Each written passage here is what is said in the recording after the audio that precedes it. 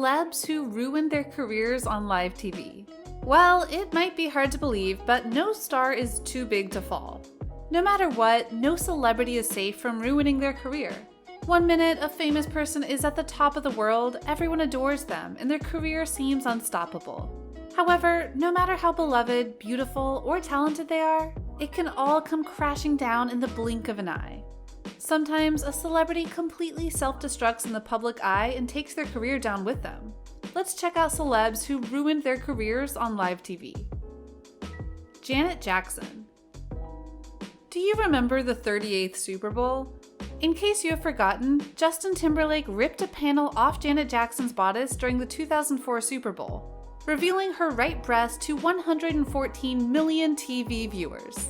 The incident, sometimes referred to as Nipplegate, led to an immediate crackdown and widespread debate over perceived indecency in broadcasting. The incident was on screen for less than a second, but the media controversy started almost immediately. But what was actually supposed to happen? The stories changed and grew as the days went on, with no one really wanting to take the blame. But the story that stuck was this one from Jackson's publicist. Justin was supposed to pull away the rubber bustier and reveal a red lace bra. The garment collapsed and her breast was accidentally revealed. MTV tried to get as far away from the incident as it possibly could.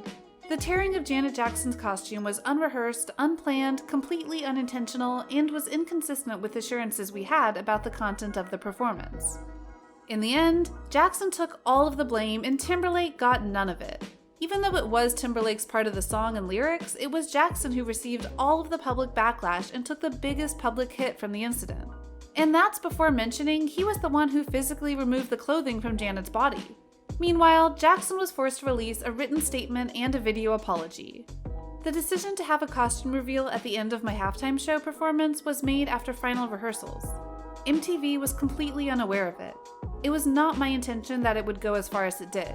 I apologize to anyone offended, including the audience, MTV, CBS, and the NFL. She was not allowed to attend the Grammy Awards the following month, while Timberlake was not only allowed to attend, he was asked to perform. Fergie. The NBA's All-Star Game typically is not all that memorable. What do you remember from the 2018 game? Well, Fergie dared to be different during her national anthem performance, and it was spectacular. Inspiring, even. Not because it was good. In fact, it was awful. She took a risk on a scale few would ever consider going for. An already established, extremely famous celebrity, Fergie could have just done the norm. But she sure had her legacy in mind and a desire to do something greater. The failed anthem has its place in NBA history. It waged an online war, sparked some genius to make a remix to her anthem, and for the Warriors to dance as a group to said remix, and made every fan listening to a performance at a sporting event expect something more. Something daring, for better or worse. Her performance was a little shaky and inappropriately sensual. Actually, many people in attendance could barely contain their laughter. Fergie became a viral national laughingstock. It served as the final nail in Fergie's coffin, and she has not been heard from since. She embraced the backlash of her bold attempt that went horribly wrong and even unnecessarily apologized for it a day later. I have always been honored and proud to perform the national anthem, and last night I wanted to try something special for the NBA. I'm a risk taker artistically, but clearly this rendition didn't strike the intended tone. I love this country and honestly tried my best. And she is not wrong. This was a risk, a too big one that went all the way wrong, but a memorable one.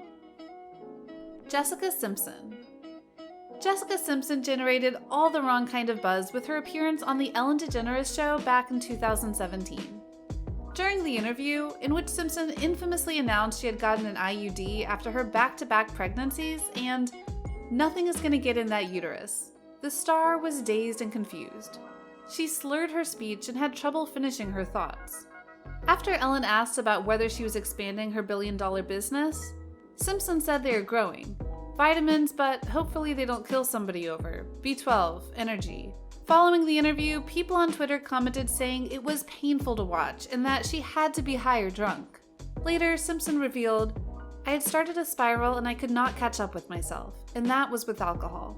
In her memoir, Open Book, Simpson apologized to DeGeneres and viewers for having drank before going on air. Her struggles with alcoholism are featured throughout her book, with Simpson also sharing she was too drunk to dress her kids on Halloween back in 2017. Following that incident, Simpson said she knew something's gotta stop, which led to her asking for help. She has been sober for more than 2 years. Jimmy Fallon. A clip of RuPaul's appearance on The Tonight Show went viral after people noticed a moment where Jimmy Fallon looked absolutely terrified that he'd said something seriously offensive. Basically, Jimmy began the interview segment by congratulating Ru on becoming the first drag queen on the cover of Vanity Fair. RuPaul was shocked, yelling, "A drag queen? A drag queen?"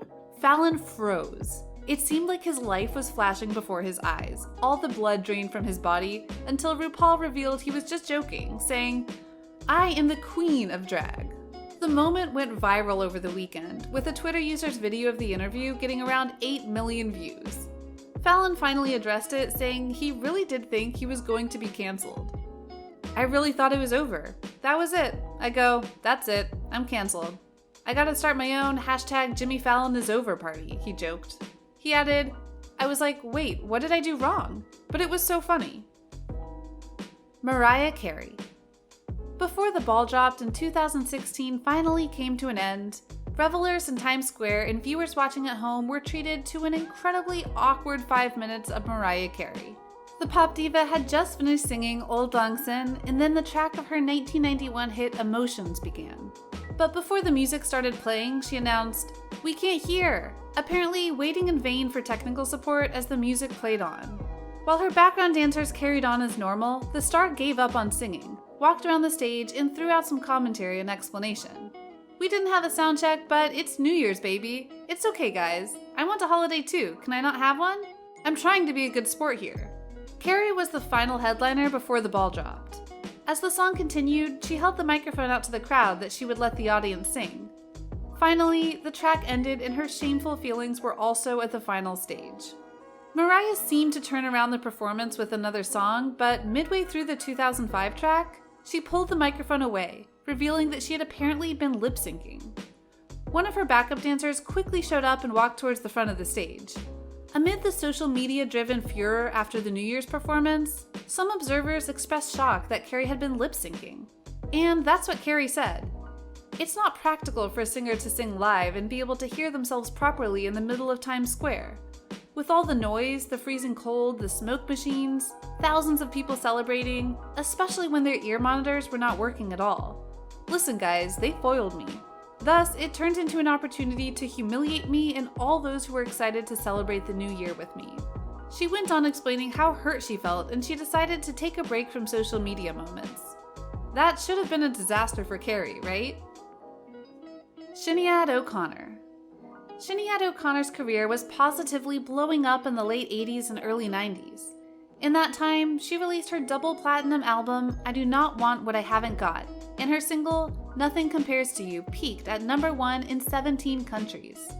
However, that all came crumbling down on October 3rd, 1992, when she appeared on SNL. While performing, she ripped a photo of Pope John Paul II to protest sexual abuse against children within the Catholic Church, and she soon became a public enemy. The audience was silent throughout the performance. Madonna, something of a music rival to O'Connor at the time, criticized her performance, saying that, "I think there is a better way to present her ideas rather than ripping up an image that means a lot to other people." Do you agree with Madonna? Do you think these celebrities feel ashamed since these moments? Let us know in the comments down below. Make sure you subscribe to our channel and turn on your post notifications so you never miss a video from us. If you like this video, don't forget to give it a thumbs up. See you in the next video. Thanks for watching.